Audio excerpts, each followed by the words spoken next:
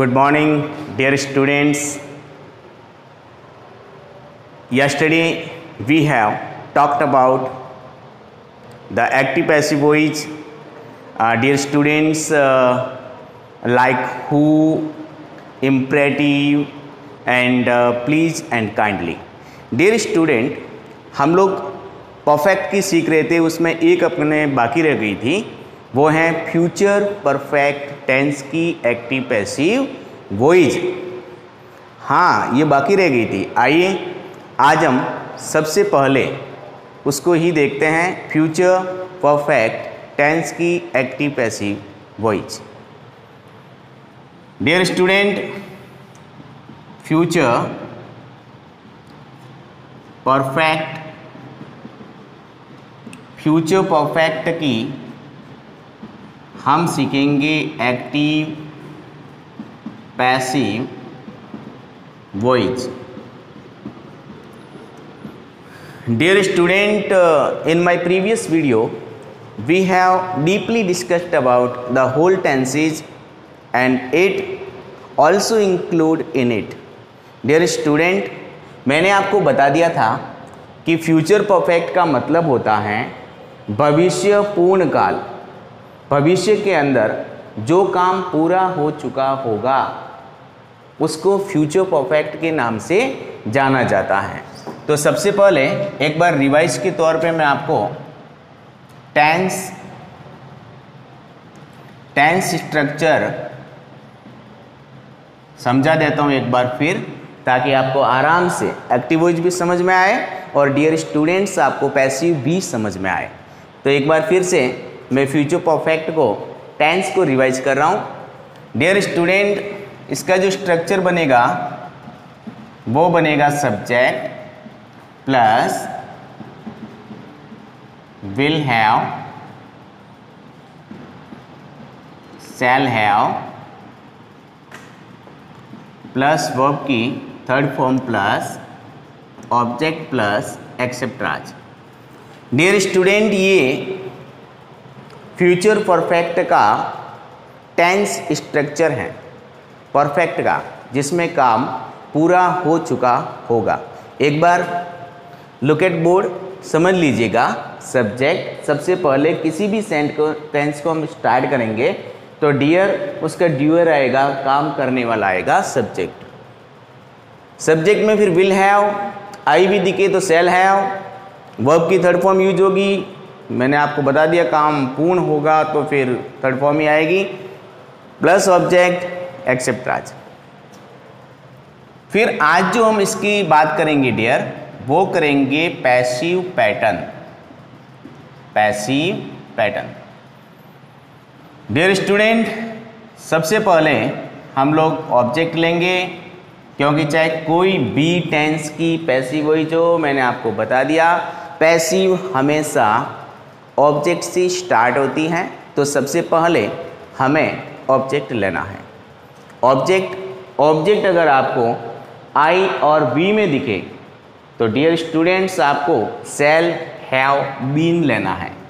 Keep in mind, will have, shall have तो tense structure में भी आता है, लेकिन पैसिव में एक नई चीज़ जुड़ेगी, वो है बीन, BEEN।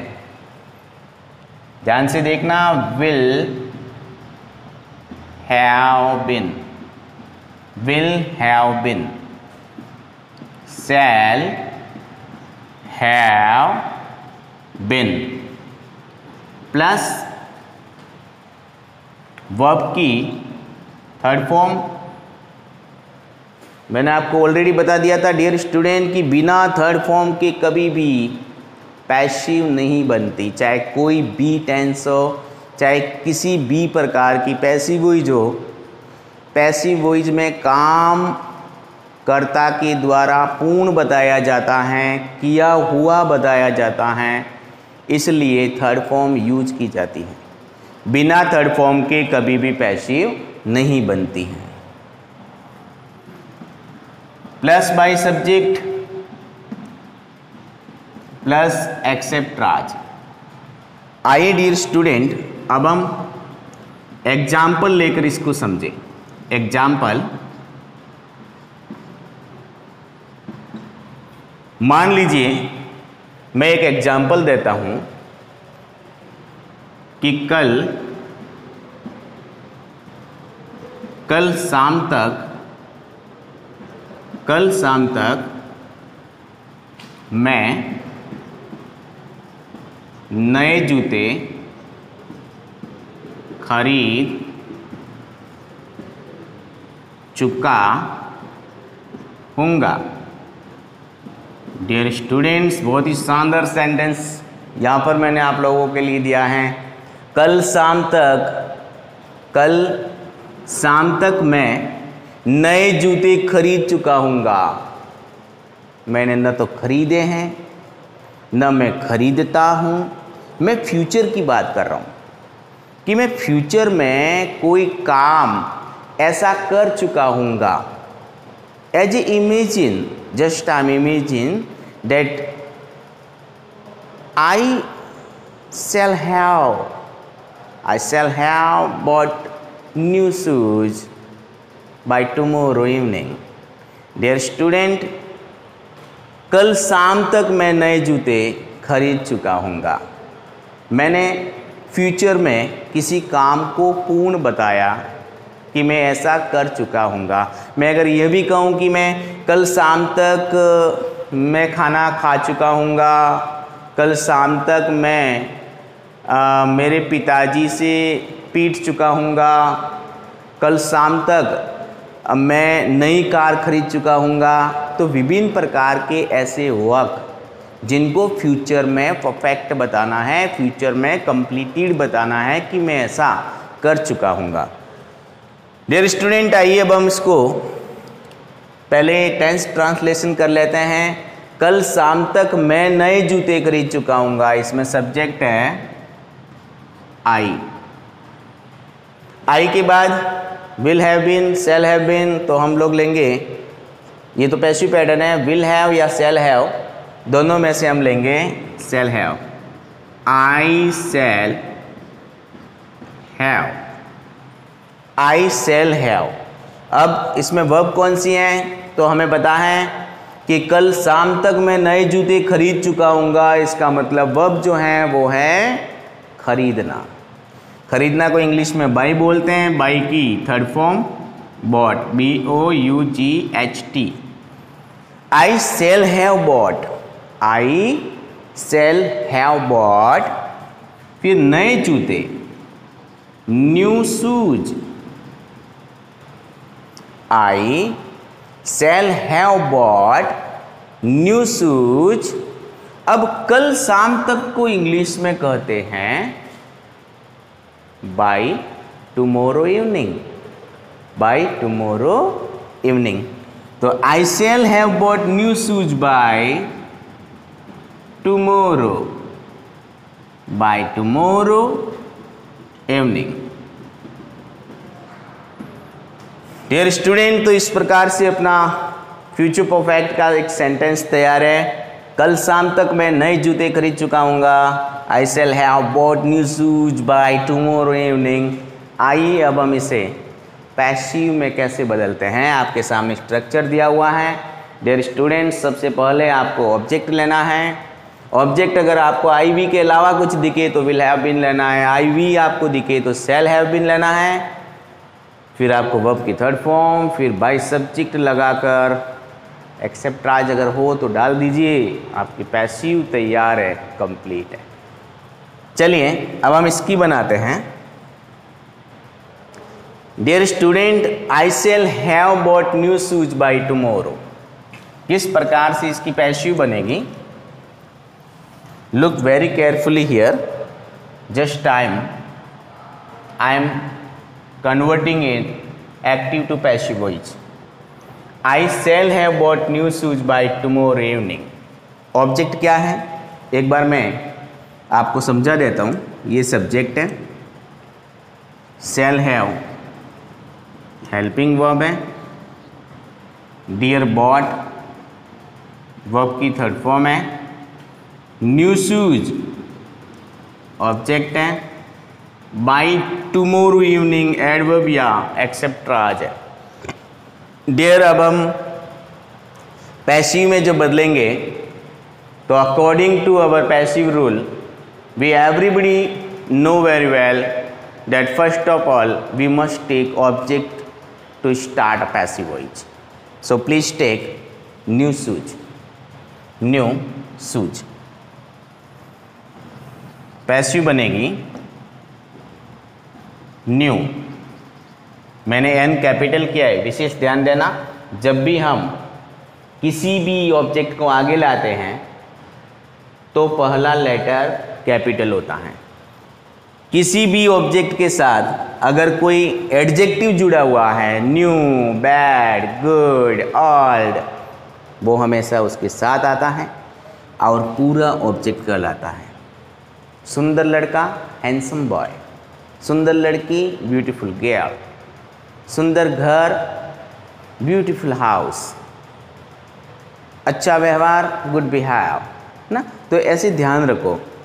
केवल ऐसे नहीं, कुछ बच्चे क्या करते हैं कि शूज को आगे ला देते हैं. अब न्यू बेचारा भटकता रहता है अंदर, फिर वह सोचता है कि कहीं भी डाल दूं और वो डाल देता है. गलत होता है. Keep in mind new shoes. New shoes, new shoes, new shoes. Helping verb क्या लो? Shall have been? नहीं नहीं नहीं. Will have been? Yes. New shoes will have been. समझ में आ रहा होगा आपको अच्छी तरह से. New shoes will have been third form दी हुई है. मैंने आपको बता दिया था कि परफेक्ट एक ऐसा टेंस है, परफेक्ट एक ऐसा टेंस है जो चाहे प्रेजेंट परफेक्ट हो, चाहे पास्ट परफेक्ट हो, या चाहे ये फ्यूचर परफेक्ट हो. डियर स्टूडेंट्स, उसके टेंस में ही थर्ड फॉर्म आती है और पैसिव का तो रूल ही है कि थर्ड फॉर्म लेनी है. तो आपको कहीं ढूंढने की आवश्यकता नहीं है, आपको अंदर ही मिल जाएगी. तो थर्ड फॉर्म आपको मिल गई. Bought. New shoes will have been bought. अब बाई दिया हुआ है, सब्जेक्ट आई, तो बन जाएगा me. New shoes will have been bought by me. अब जो एक्सेप्ट्राज बचा है, बाई टुमारो, टुमारो इवनिंग. अब इसमें विशेष ध्यान देना. कुछ बच्चे कहेंगे दो दो बाई कैसे आई?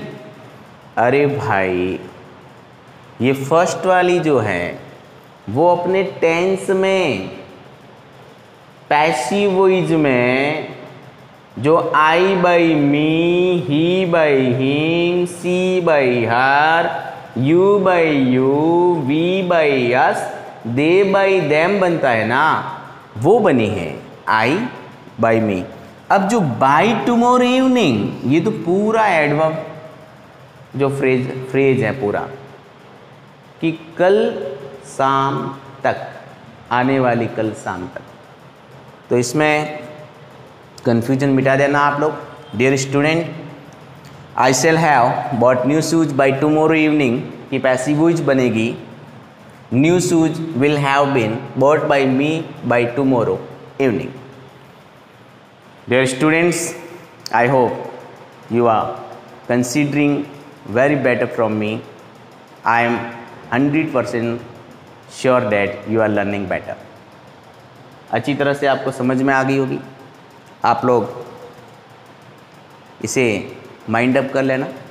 चलिए, अब मैं आपको आज एक नेगेटिव भी बता देता हूँ कि नेगेटिव एक्टिव पैसिव वॉइस कैसे बनती है.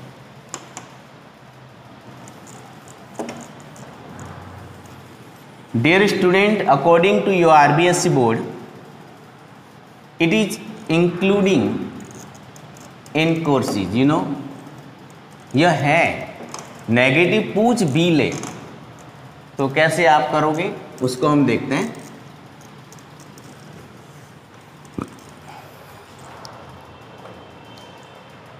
डियर स्टूडेंट, आइए अब हम कुछ नेगेटिव का मतलब होता है नकारात्मक. ये मैंने आपको ऑलरेडी बता दिया है. सेंटेंस के 4 भाग होते हैं, affirmative, negative, interrogative, interrogative negative. You know very well, I fully believe on you. तो नेगेटिव, अब हम इसकी सीखेंगे active, passive, voice. Dear student, सबसे पहले प्रेजेंट सिंपल की देखते हैं। प्रेजेंट सिंपल, वर्तमान काल। हम देख रहे हैं नेगेटिव पोर्शन। इसका जो टेंस स्ट्रक्चर होगा, टीएस टेंस स्ट्रक्चर होगा, सबसे पहले सब्जेक्ट प्लस वर्ब की फर्स्ट फॉर्म में एस, ई एस, आई ई एस। एफर्मेटिव का नहीं, नेगेटिव का बताना है। चलो नेगेटिव का आपको बताए, क्योंकि मैं नेगेटिव का पहले टेंस का बता दूंगा, फिर आपको पैसिव बताऊंगा, तो आपके अच्छी तरह से माइंड अप हो जाएगा। डियर, हम जानते हैं कि सब्जेक्ट प्लस सिंगुलर के साथ डज नॉट लगाते हैं, प्लूरल के साथ हम डू नॉट लगाते हैं, प्लस वर्ब की फर्स्ट फॉर्म लगाते हैं, प्लस ऑब्जेक्ट लगाते हैं, प्लस एक्सेप्ट्राज लगाते हैं। ये डियर प्रेजेंट सिंपल का नेगेटिव पार्ट ऑफ सेंटेंस का स्ट्रक्चर है। अब मैं इसका बता रहा हूं पैसिव। पैसिव पैटर्न कैसे होगा नेगेटिव का, हमेशा ध्यान रखना। सिंगुलर के साथ हम डज नॉट लेते हैं, प्लूरल के साथ हम डू नॉट लेते हैं when we make the simple statement of the sentence. But here we are talking about passive voice, so please keep in mind, with singular is not, with plural are not, and I always required am not।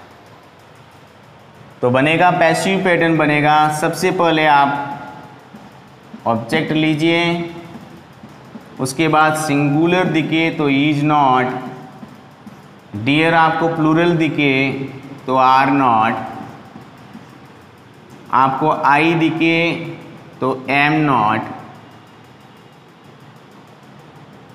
फिर verb की third form plus by, subject plus एक्सेप्ट्राज।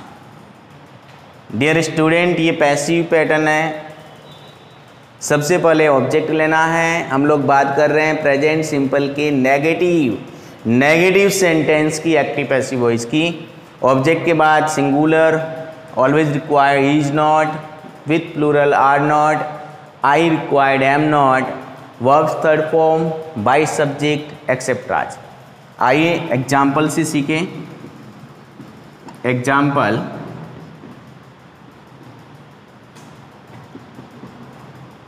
he does not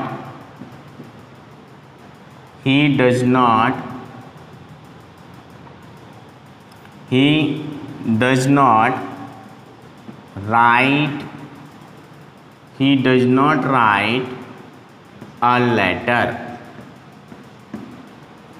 वह एक पत्र नहीं लिखता है। वह एक पत्र नहीं लिखता है। Dear students, he is subject here, does not helping verb negative, write यहाँ पर मेन वर्ब है और ए लेटर यहाँ पर ऑब्जेक्ट है। अब इस नेगेटिव की हम लोग पैसिव वॉइस कैसे बनाएंगे, तो ध्यान से देखिएगा। पैसिव बनेगी he does not write a letter, he does not write a letter. तो डियर पैसिव बनेगी पैसिव वॉइस। हमें पता है कि यहाँ पर ऑब्जेक्ट ए लेटर है, तो ए बन जाएगा कैपिटल। ए क्या बन जाएगा? Capital. A letter A capital होना चाहिए, ए लेटर। अब a letter in singular condition, so we use is not, not, are not, am not, is not here. What suitable helping verb? Is not. A letter is not. अब write की third form written. A letter is not written by him.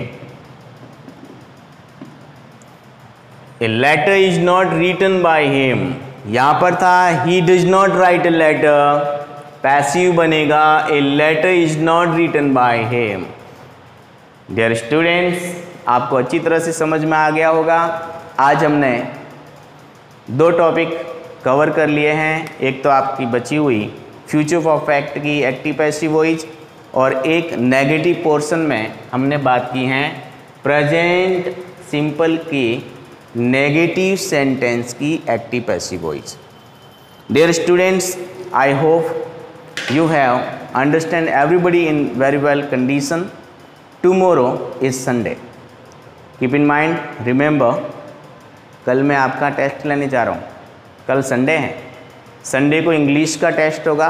Topic है active passive voice.